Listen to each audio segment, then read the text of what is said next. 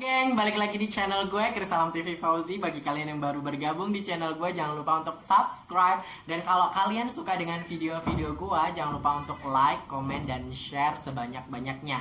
Dan jangan lupa ajak-ajak teman-teman kalian untuk subscribe. Dan kalian pastikan sudah subscribe di channel YouTube saya, Krisalam TV Fauzi. Nah, di part kali ini, saya masih akan membahas tentang PMK 23 tahun 2020. Di video sebelumnya saya sudah membahas untuk yang insentif PPh 21. Jadi di PMK 23 tahun 2020 ini adalah berkaitan dengan insentif PPh 21, PPh 22, PPh 25 dan juga PPN. Nah, video kali ini akan membahas untuk PPh 22, PPh 25 dan juga PPN. Baik, langsung saja ke topiknya, gengs. Kalau misalkan untuk PPh 22 itu fungsinya atas apa?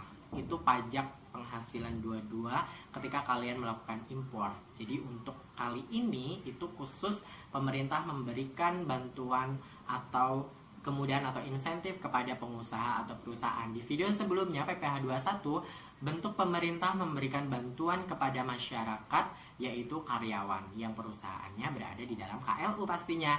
Sama juga dengan PPh 22, 25 dan juga PPN ini. Pastikan perusahaan yang ingin mendapatkan insentif PPh 22, 25 dan juga PPN juga berada di dalam KLU yang sudah ditetapkan oleh pemerintah di PMK 23 tahun 2020 yang sekarang juga diupdate di PMK 44 tahun 2020.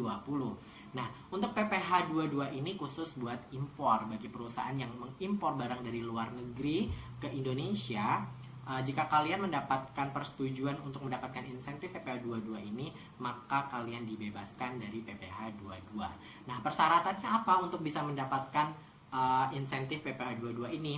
Yang persyaratannya hampir sama dengan PPh 21, gengs. Jadi, yang pertama, perusahaan itu harus masuk ke dalam KLU atau klasifikasi lapangan usaha yang sudah ditetapkan oleh pemerintah. Nah, KLU-nya kalian bisa cek sendiri di PMK 23 tahun 2020 atau yang terupdate-nya ada di PMK 44 tahun 2020. Terus kemudian syarat berikutnya adalah dan atau pengusaha yang ditetapkan sebagai pengusaha KIT. Nah, di PMK 23 hanya sebatas dua persyaratan itu saja, gengs. Tapi di PMK 44 tahun 2020 itu ada penambahan untuk perusahaan yang berada di kawasan berikat atau bonded zone. Nah, caranya seperti apa? Caranya sama seperti PPh 21, gengs. Kalian harus, kalau kalian belum menonton video saya yang sebelumnya, pastikan dulu kalian menonton untuk yang part satunya, karena untuk proses pendaftaran untuk mendapatkan insentif ini semuanya sama melalui website resmi DJP, yaitu djponline.pajak.go.id. Terus kemudian kalian masukkan NPWP kalian, password, terus kemudian masuk ke KSWP.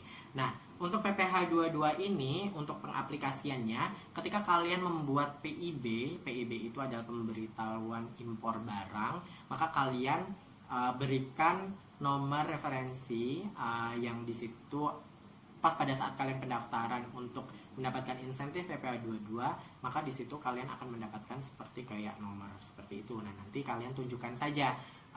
Saya sebenarnya sudah ada, gengs, untuk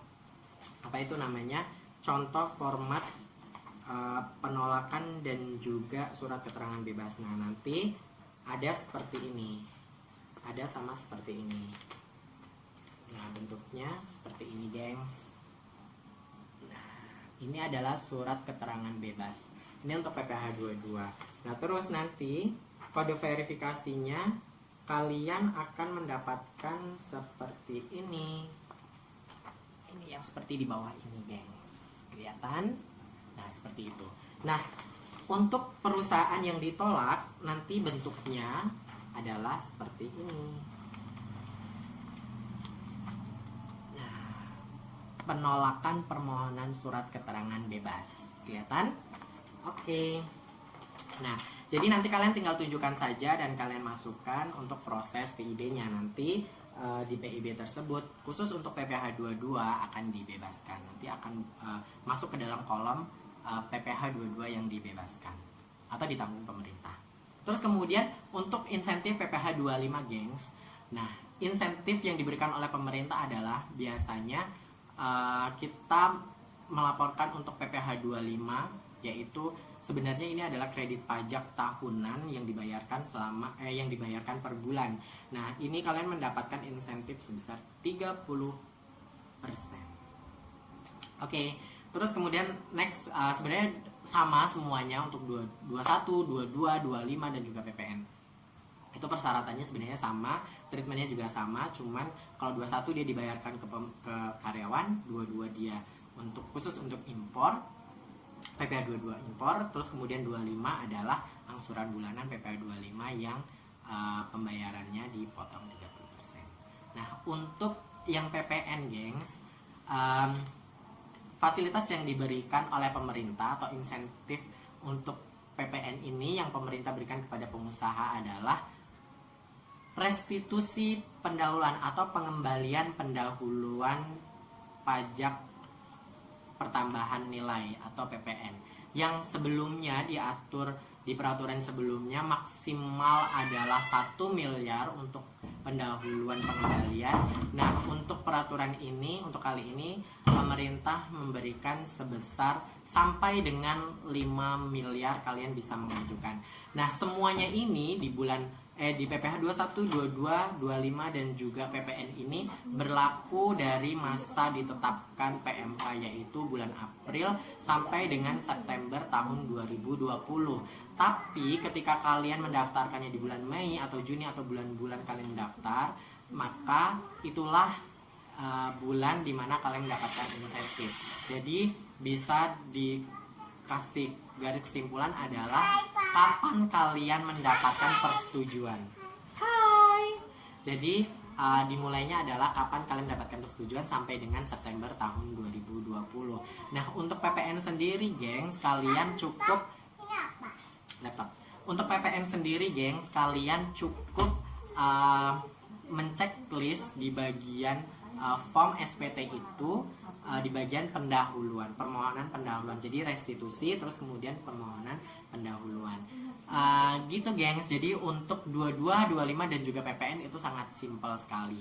Oke, untuk peraturan PMK 23 tahun 2020 dan juga updateannya PMK 44 tahun 2020 kayaknya rangkumannya cukup sampai di sini. Jadi kalau misalkan kalian ada pertanyaan terkait dengan PPh 21, 22, 25 dan juga PPN untuk PMK 23 dan juga PMK 44 tahun 2020, silakan tulis saja di komentar dan jangan lupa di Instagram saya ada Fauzi_salam91. Kalian juga bisa direct message langsung ke saya atau ke WhatsApp saya. Atau kalau misalkan kalian bisa ketemu dengan saya langsung, silakan tanyakan saja.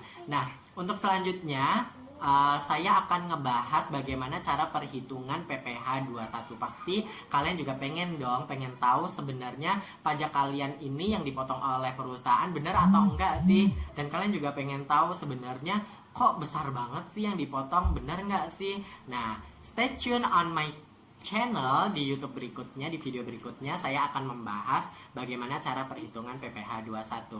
Oke, gengs, thank you untuk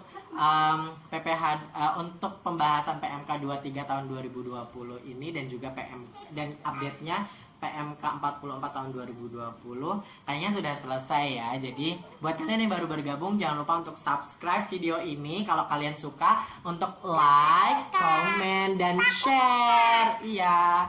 Dadah teman-teman. Assalamualaikum warahmatullahi wabarakatuh.